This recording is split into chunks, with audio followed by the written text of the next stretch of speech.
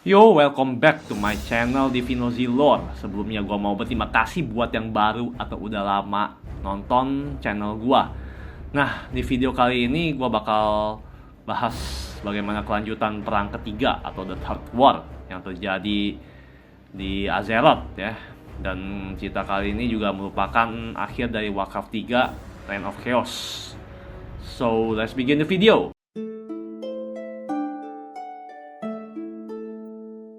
Nah, sebelum ke cerita utama, gue bakal bahas dulu mengenai ras yang bernama ras Trox ya. Nah, sewaktu awal perang ketiga dimulai, ras Genom ini kan bisa dibilang memang unggul ya di bidang teknologi, engineering, dan teknik mesin-mesin begitulah pokoknya. Dan memberikan kontribusi yang cukup signifikan ya kepada Alliance lewat teknologi mereka. Nah, namun tiba-tiba ibu kota bangsa Genom ini diserang ya oleh ras yang bernama Trox. Nah, Tox ini bisa dibilang makhluk barbar ya, yang bangkit disebabkan oleh bangsa dwarf yang suka menggali Azeroth ibaratnya. Jadi Tox ini kan juga adalah Titan Forge, tapi Titan Forge yang bisa dibilang nggak terkontrol atau liar jadinya begitu. Jadi mereka tinggal di perutnya Azeroth dan tiba-tiba bangkit ya. Nah, akhirnya karena serangan Tox ini sangat gencar dan jumlah mereka sangat banyak, pertahanan dari Gnome Regan yang dipimpin oleh King Mekatorg tidak cukup kuat dan akhirnya para Tox ini berhasil masuk dan menguasai area-area penting seperti area engineering dan pabrik-pabrik pembuatan mesin yang ada di Gnome Regan. Selain itu, Tox ini juga memiliki banyak sekali material berbahaya ya. Di sana tuh banyak material-material berbahaya sehingga mereka berhasil mengambil material-material yang cukup penting ini. Hingga juga pekerjaan Gnome untuk mensuplai ke Alliance juga semakin terhambat. Kemudian muncul seorang yang bernama Siko Thermaplug dan dia ini bisa dibilang advisor yang iri kepada sama King Mekatorg dan dia juga pengen menjadi raja ya di Gnome Regan ini sebenarnya. Dia memutuskan untuk menghancurkan bangsa Tok ini dengan cara yang cukup berbahaya, yaitu menggunakan gas beracun. Nah, King Mekatorg ini tanpa pikir panjang langsung menyetujui cara ini karena merasa tidak ada pilihan lain untuk mengatasi serangan Prox ini.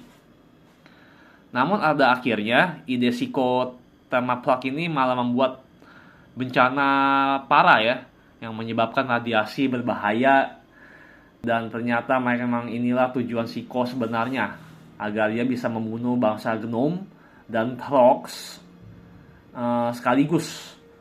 Kemudian Mekatorg ini yang disalahkan atas insiden ini. Nah, bencana ini menyebabkan masalah bangsa Gnome yang dihadapi mereka ini makin parah ya.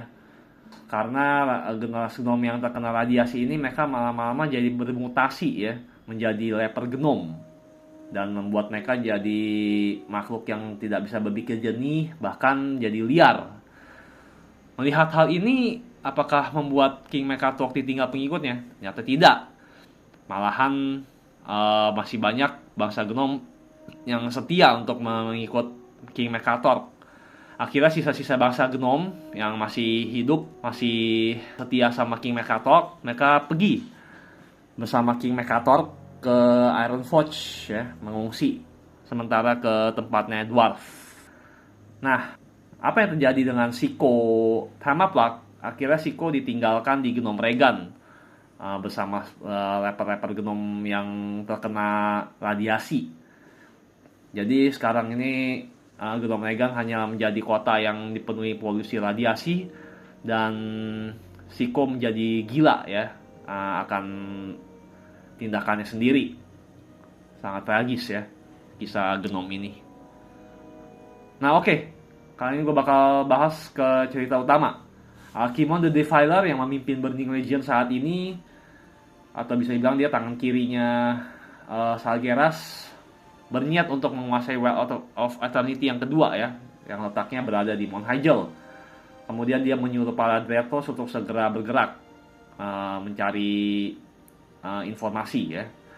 Nah, masuk ke cerita Prince Arthas, di mana saat ini kerajaan Lordaeron yang mulai runtuh ya setelah Arthas ini membunuh ayahnya yaitu King Thanas Penethil. Dia menjadi seorang pelarian ya, yang dikejar oleh bangsanya sendiri dan diburu ya. Nah, ketika itu dia langsung bertemu dengan Tichondrius, dan disinilah Tichondrius berencana untuk membangkitkan Cult of the Damned dan The Scourge of Undead. Ya, dan disinilah Arthas memulai perjalanan yang baru bersama pasukan undead-nya ya, disebut The Scourge of Undead. Nah, Tichondrius tuh mulai rencana awalnya untuk dengan cara memerintah Arthas membangkitkan Kel'Thuzad, sang necromancer yang udah pernah dibunuh oleh Arthas dan Jaina sebelumnya. Nah, ketika Arthas dalam mulai misinya ini, dia bertemu dengan arwah Kel'Thuzad ya di sebuah kuburan gitu. Nah, di sebuah crypt. Kemudian setelah mereka bertemu, Kel'Thuzad memberitahu bagaimana cara membangkitkan dirinya secara utuh ya, karena masih bentuknya roh saat ini. Nah, dia juga sekaligus memberitahu agar Arthas tuh nggak memberitahu Tichondrius bahwa cuman dirinya Arthas tuh dan Kel'Thuzad yang bisa berbicara satu sama lain ya. Cuma mereka doang bisa ngomong, karena yang bisa melihat lah. Nah, itu emang rencananya Kel'Thuzad ya. Nah, kemudian setelah ketemu dengan Kel'Thuzad, Tichondrius memberitahukan langkah yang berikutnya ya, yaitu pertama kali itu dia mesti menemukan debu khusus. Nah, debunya ini nih yang digunakan adalah ternyata debu King Thanas Penethil itu sendiri ya, yang saat ini dipegang oleh Ultra Lightbringer. Wow. Dan yang kedua yaitu lokasi tempat penghidupannya Kel'Thuzad, yaitu tempatnya ada di Sunwell. Sunwell ini adalah bisa dibilang kayak air suci yang punya High Elves punya lah, yang pernah dibahas sebelumnya, sebagai tempat untuk membangkitkan Kel'Thuzad nantinya. Nah, Arthas langsung segera memburu Uther Lightbringer, gurunya sendiri, dan di sini bisa kita lihat ya bagaimana kejadian akhirnya ya di video ini.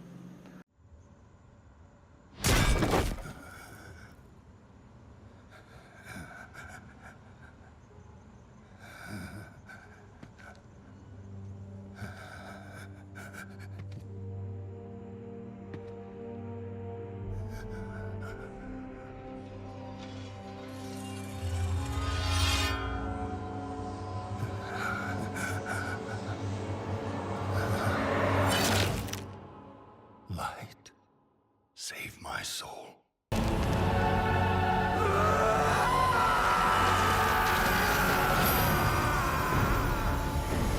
Nah, setelah Arthas berhasil mendapatkan debu ayahnya, dia langsung menuju ke Sunwell, tempat para High Elves berada ya, sekaligus tempat untuk membangkitkan Kel'Thuzad. Nah, disinilah perang antara High Elves dan The Scourge dimulai ya, dimana Arthas sebagai komandan The Scourge melawan bangsa High Elves yang dipimpin oleh jenderal mereka bernama Sylvanas Windrunner. Dan ternyata di sini Arthas cukup kewalahan ya, karena Sylvanas ini cukup cerdik dalam melakukan strateginya. Dan juga tempatnya High Elves ini bisa dibilang berlapis-lapis pertahanannya ya, temboknya ada sangat banyak. Namun pada akhirnya Arthas berhasil membobol gerbang High Elves ini satu persatu ya, mulai bobol, dan akhirnya Quel'Thalas ini berhasil ditaklukkan. Akhirnya Arthas Menethil melawan Sylvanas Windrunner terjadi ya, yang dimenangkan oleh Arthas. Arthas ini akhirnya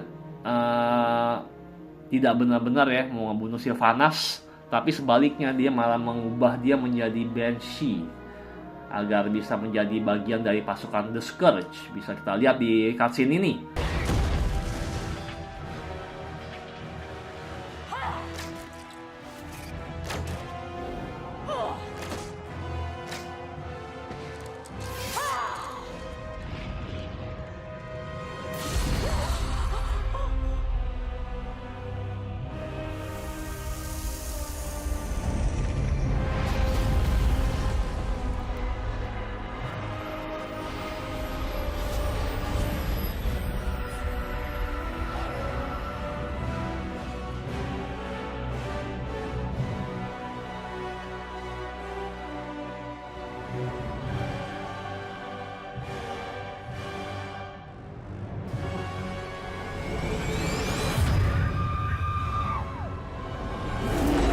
ya memang gila ya ini caranya Arthas ini ya.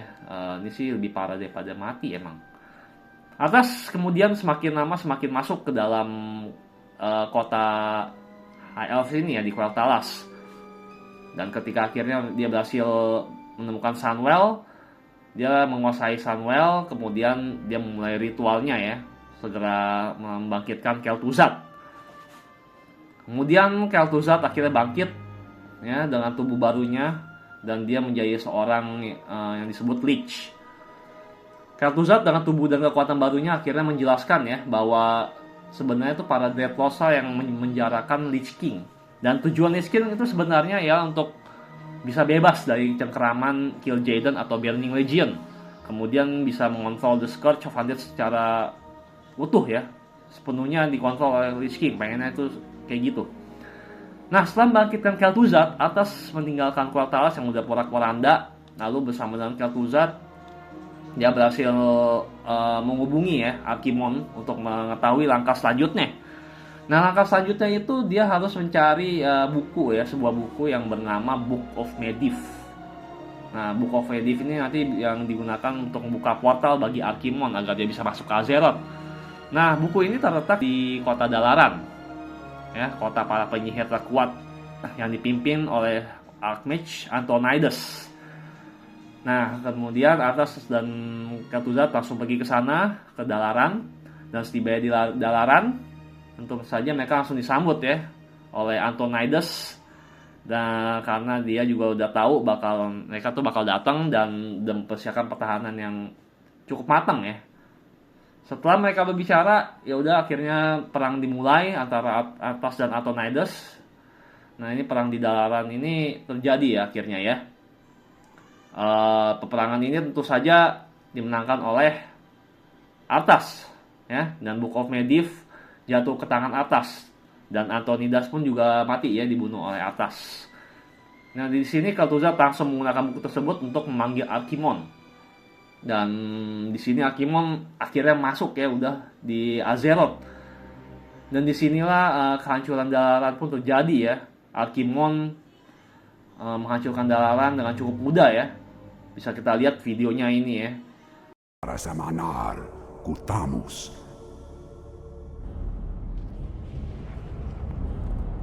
Belar Sumares, Azaratha, Rakas, Ilkura.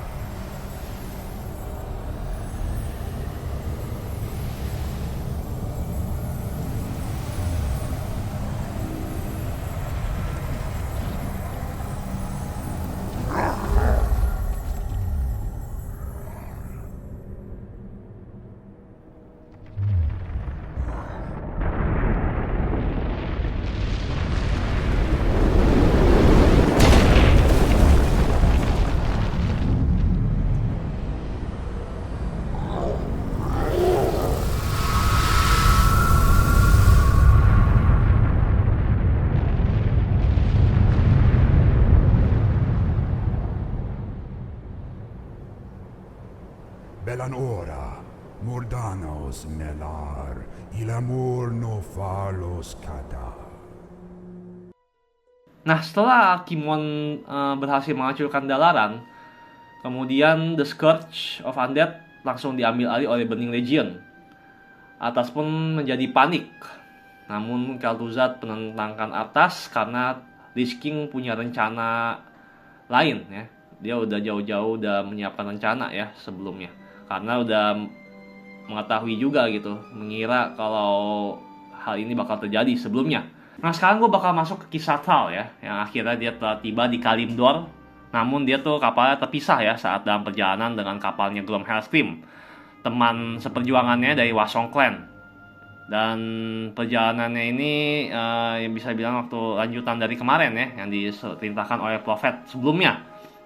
Nah, ketika Thrall tiba, dia bertemu dengan seorang Tauren bernama Cairn Bloodhoof yang sedang konflik dengan ras Centaur, dan Thrall segera membantu Cairn untuk mengatasi masalah Centaur yang menyerang desa Cairn.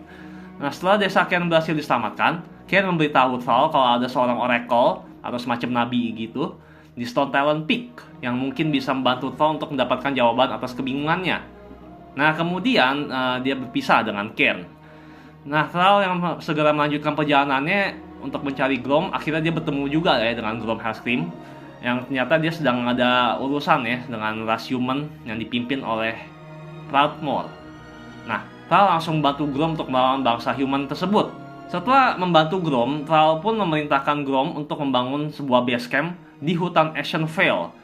Nah, kemudian tujuannya yaitu untuk mengumpulkan sumber daya alam. Nah, sewaktu mereka sedang mengumpulkan sumber daya alam, ternyata di sana Cenarius sang demigod memperhatikan ya. Dan ternyata pas diperhatiin Cenarius masa terganggu karena para orc ini menebang hutan di mana-mana. Seketika itu juga orc ini diserang ya oleh pasukan Night Elves, dan pertarungan antara Night Elf dan orc pun dimulai. Lalu saat Grom mulai kewalahan dalam menghadapi pasukan demigod Cenarius dan para Night Elves, akhirnya dia diinfokan oleh pasukannya bahwa ada sebuah mata air atau kolam yang jika diminum maka ia akan mendapatkan kekuatan yang luar biasa. Nah, disinilah kemudian Grom merasa dia harus minum air tersebut untuk mendapatkan kekuatan agar bisa mengalahkan Cenarius. Setibanya di kolam atau mata air tersebut, Grom diperingatkan sebelumnya ya oleh pasukannya bahwa air tersebut tampaknya mengandung darah demon. Nah, namun Grom menghiraukan ya peringatan tersebut dan tetap meminum air tersebut, dan dia juga menyuruh pasukannya agar meminum air tersebut. Nah, saat itu juga dia mendapatkan kekuatan baru dan tubuhnya pun berubah menjadi merah ya, karena kekuatan dari air tersebut.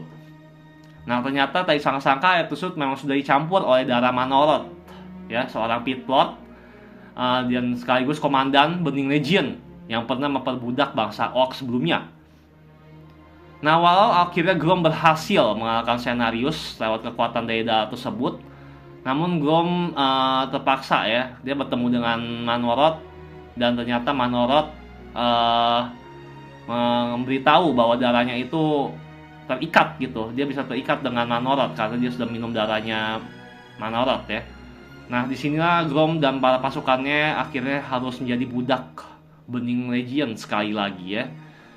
Nah, sekarang kita masuk ke Thrall, di mana dia sedang berusaha untuk masuk ke gua yang ada di Stone Talon Peak. Setiba di tempat tersebut, ternyata tempat tersebut sudah dibarikade oleh pasukan human yang juga sedang mencari sang Oracle. Tiba-tiba Cairn Bloodhoof datang untuk membantu Thrall, karena dia masih berhutang budi, sehingga dia mau membantu Thrall kembali agar dia bisa bertemu dengan Oracle. Nah, setelah dia berhasil membobol pertahanannya human ini, mereka berhasil masuk ke gua tempat Oracle berada, dan ternyata di sana ya, setelah mereka sampai, ternyata labirin tersebut banyak rintangan juga ya. Nah, setelah melewati rintangan tersebut, akhirnya Thrall bertemu dengan Jaina Proudmoore, sekaligus sang Oracle yang ternyata tidak lain adalah The Prophet yang mengalahkan mereka selama ini. The Prophet akhirnya menjelaskan semuanya bahwa bangsa orc dan human harus bersatu untuk melawan invasi Burning Legion yang sudah dimulai. Namun tentu saja awalnya mereka sangat tidak setuju. Namun setelah Prophet memberitahukan bahwa Grom yang sudah dikuasai oleh Burning Legion, Thrall tidak bisa berkata apa-apa, dan Jaina akhirnya juga memutuskan untuk membantu Thrall dengan menyelamatkan Grom sekaligus menghentikan Burning Legion. Nah, Jaina setibanya di luar, dan Thrall menjelaskan ya bagaimana cara menyelamatkan Grom. Dan disinilah untuk pertama kalinya bangsa orc dan human bersatu melawan invasi Burning Legion. Thrall sebenarnya sangat berat hati ya, karena dia harus melawan Grom yang bisa dibilang teman atau saudaranya ya, teman seperjuangan sekaligus bangsanya sendiri juga. Tapi tentu saja ini tak bisa terhindarkan karena Grom sudah kehilangan akal sehatnya, sudah dikuasai oleh Manoroth. Nah, singkat cerita, akhirnya Grom berhasil dikalahkan dan dia segera dibawa ke tempat Jaina, dan di sanalah dia dipulihkan oleh priest atau dan penyihir terbaik Jaina. Juga ada dari shaman dari pasukan Thrall yang ikut membantu. Kemudian Grom berhasil kembali sadar. Warna kulitnya pun berubah menjadi seperti semula. Nah, ketika dia mendapatkan kesadaran kembali, dia sangat menyesal dan dia minta maaf dengan Thrall. Dan tentu saja Thrall memaafkan dia. Nah, Setelah itu mereka langsung masuki pertempuran terakhir. Ya, jadi dia menantang Manoroth, dan disinilah Grom dan Thrall bersatu untuk melawan Manoroth. Bisa kita tonton di video sinematik ini. So predictable. I knew you would come. And I see you brought the mighty Hellscream.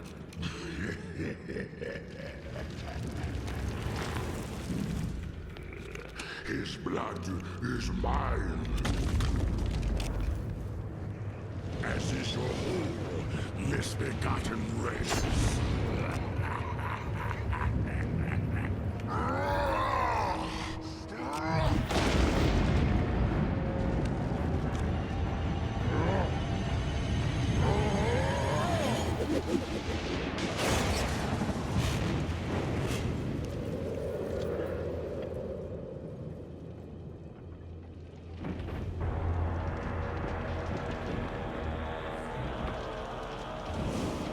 A worthy effort, but futile.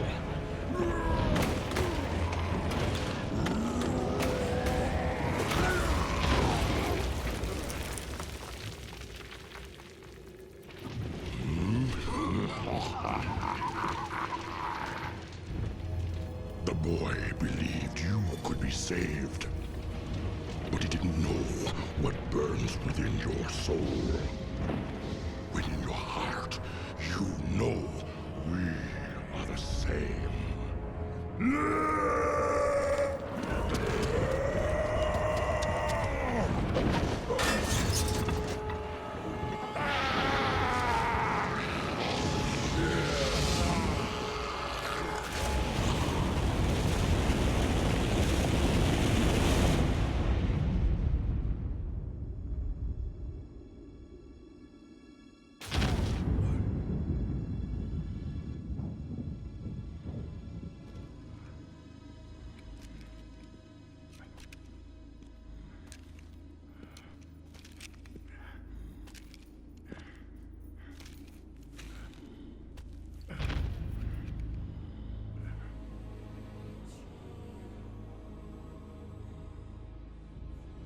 Thrall, the blood haze has lifted. The demon's fire has burnt out in my veins. I have freed myself.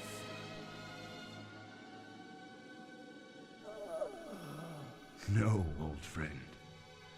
You've freed us all.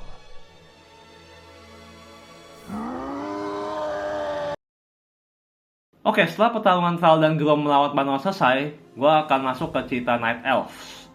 Ya, ceritanya bermula dari Tyrande, sang priestess Elun. Ketika dia sedang berpatroli di hutan Ashenvale, dia menemukan sebuah markas kecil atau outpost bangsa human dan bangsa orc, dan mereka tampaknya sedang bekerja sama ya. Tyrande melihat hal ini dan dia merasa tidak bisa terima ya, karena di sana bisa dibilang hutan yang suci dan terlarang, karena di situ dekat dengan tempat Well of Eternity berada. Kemudian Tyrande mengumpulkan pasukannya untuk menyerang outpost tersebut. Sewaktu Tyrande menyerang outpost tersebut, tiba-tiba pasukan undead dari Burning Legion datang menyerang juga. Outpost tersebut dihancurkan dalam seketika. Tyrande dan para Night Elves pun terpaksa juga mundur dari pertempuran tersebut. Nah, ketika Tyrande sedang kabur dan dia akhirnya terpojok, Akimon tiba-tiba mendatangi dia, muncul di depan Tyrande. Tyrande tentu saja mengenai sosok tersebut setelah beribu-ribu tahun lamanya. Tyrande akhirnya menggunakan jurus menghilang dan dia berhasil kabur ya dari Akimon. Akimon yang akhirnya tidak bisa menangkap Tyrande, akhirnya dia marah ya. Kemudian Tyrande pun juga berpikir ya, dia harus membangunkan Malfurion Stormrage, kekasihnya. Karena tanpa bantuan Malfurion, Night Elf tidak akan bisa mengalahkan Burning Legion. Ketika Malfurion dan para druid akhirnya berhasil dibangunkan dari hibernasi mereka, Tyrande mengusulkan untuk membebaskan juga Illidan Stormrage, adiknya Malfurion. Tentu saja mendengar hal ini Malfurion tidak setuju. Tapi Tyrande tetap bersikeras karena mereka membutuhkan kekuatan Illidan juga ya, agar bisa melawan Burning Legion. Akhirnya di sini terpaksa Tyrande dan Malfurion berpisah ya, untuk sementara doang. Di mana Malfurion bertugas untuk membangunkan para druid yang masih tertidur, dan Tyrande mencari Illidan Stormrage dari penjaranya. Illidan pun berhasil akhirnya dibebaskan. Illidan ini bisa dibilang dipenjara selama ribuan tahun, dan Malfurion juga berhasil membangunkan para druid yang tertidur. Nah, di sini Illidan langsung menuju ke Felwood untuk membantu membatas corruption yang disebabkan Burning Legion. Namun tak disangka-sangka Illidan bertemu dengan Prince Arthas, dan kemudian mereka bertarung. Namun pertarungan ini tidak berlangsung dengan lama. Bisa bilang cuma hanya pemanasan aja ya. Kemudian Arthas memberitahukan kepada Illidan bagaimana cara menghilangkan corruption dari hutan tersebut. Caranya yaitu bisa dengan mengambil atau menghancurkan School of Gul'dan yang ada di sana. Nah, kemudian akhirnya Illidan memilih ya untuk mengambil kekuatan School of Gul'dan. Ketika dia mengambil kekuatan School of Gul'dan tersebut, dia mendapatkan kekuatan baru dan penampilannya juga berubah menjadi demon yang mengerikan. Disinilah dia langsung bisa membereskan pasukan-pasukan Undead Legion sekaligus membunuh pemimpinnya atau komandannya. Dan hutan tersebut akhirnya mulai pulih perlahan-lahan. Oke, sekarang kita masuk lagi ke Malfurion dan Tyrande yang tiba di tempat tersebut untuk membantu Illidan. Namun mereka kaget. Mereka tidak melihat Illidan, namun sesosok demon yang sangat mengerikan. Malfurion yang hampir menyerang Illidan, akhirnya Illidan mengaku bahwa itu adalah Illidan yang telah mengambil kekuatan dari School of Gul'dan. Malfurion tentu saja sangat kecewa ya dengan Illidan dengan caranya seperti ini. Akhirnya dia mengusir Illidan, dan Illidan pun pergi daripada hadapannya. Kemudian di hari berikutnya Malfurion dan Tyrande melanjutkan perjalanan mereka. Ketika mereka sedang berbincang-bincang dan bercerita bahwa Malfurion bermimpi didatangi seorang prophet, tiba-tiba Jaina dan Thrall muncul juga di depan mereka. Dan prophet pun juga datang ke hadapan mereka untuk menjelaskan bahwa dirinya adalah Medivh, sang penjaga Azeroth yang selama ini mengarahkan mereka ya, yang mengumpulkan mereka sampai sekarang ini. Dan Medivh juga menjelaskan bahwa dialah orang yang menyebabkan Burning Legion bisa masuk ke Azeroth. Medivh akhirnya mengajak agar para ras Night Elf ini, para ras human dan orc harus bersatu untuk melawan invasi Burning Legion yang segera datang. Tentu saja mereka awal tidak bisa menerima ya, karena mereka tidak kenal satu sama lain. Namun di sini mereka akhirnya memutuskan untuk bersatu karena invasi Burning Legion tidak dapat dihindarkan.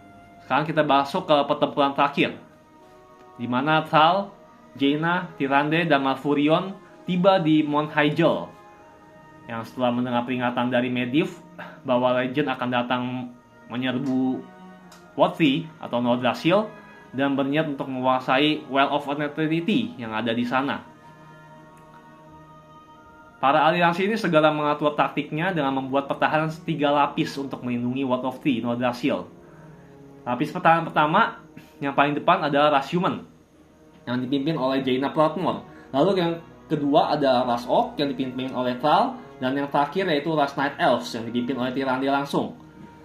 Nah, Malfurion bertugas untuk mengaktifkan dan memanggil spirit ke Worthy agar bisa nanti meledak ya ketika Archimonde atau pasukan Burning Legion datang menyerang Worthy tersebut. Nah, Archimonde pun akhirnya tiba di Worthy sini ya, di Mount Hyjal, dan pertempuran Battle of Mount Hyjal pun dimulai. Ini salah satu pertarungan yang penting ya di Warcraft Universe.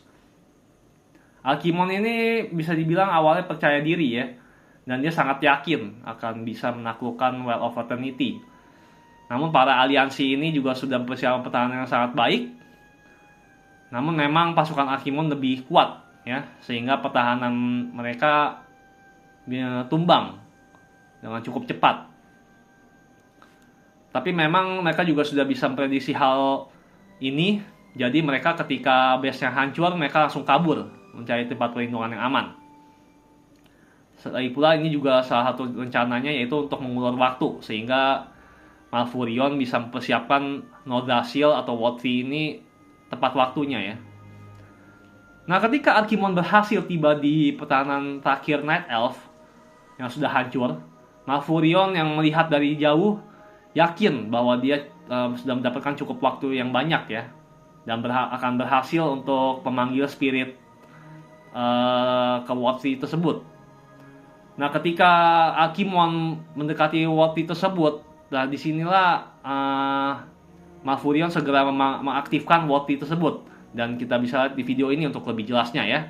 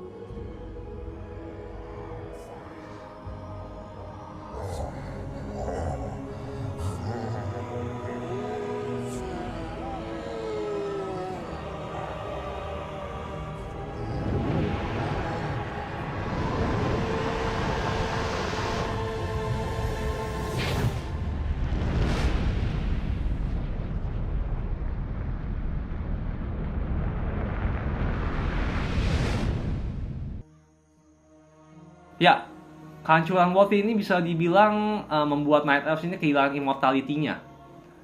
Dan di endingnya ini, Medivh pun juga yakin ya bahwa mereka walaupun begitu akan tetap baik-baik saja. Dan bahwa Azeroth tidak memerlukan Guardian lagi. Karena mereka telah bersatu, mereka berhasil mengalahkan Burning Legion. Invasi Alkimon telah digagalkan. Jadi bisa dibilang itulah akhir dari perang ketiga ya, dalam cerita Warcraft 3 Reign of Chaos. Ya, jadi itulah kira-kira untuk video kali ini. Videonya cukup panjang, dan semoga kalian bisa terhibur. Maaf kalau gua ada salah kata dan masih kurang, mungkin masih ada yang salah. Bisa kalian tanggapi ya di kolom komentar kalau ada yang salah. Kita bisa diskusi bareng, karena gue sangat suka ya kalau kita bisa berdiskusi bareng. Oke. Karena soalnya masih bilang bisa panjang, jadi cukup sampai di sini dulu video untuk kali ini. Dan gue bakal lanjut di video selanjutnya yang gak kalah seru tentunya. Terima kasih sekali lagi buat yang sudah menonton sampai selesai. Vinozi sign out. Bye-bye.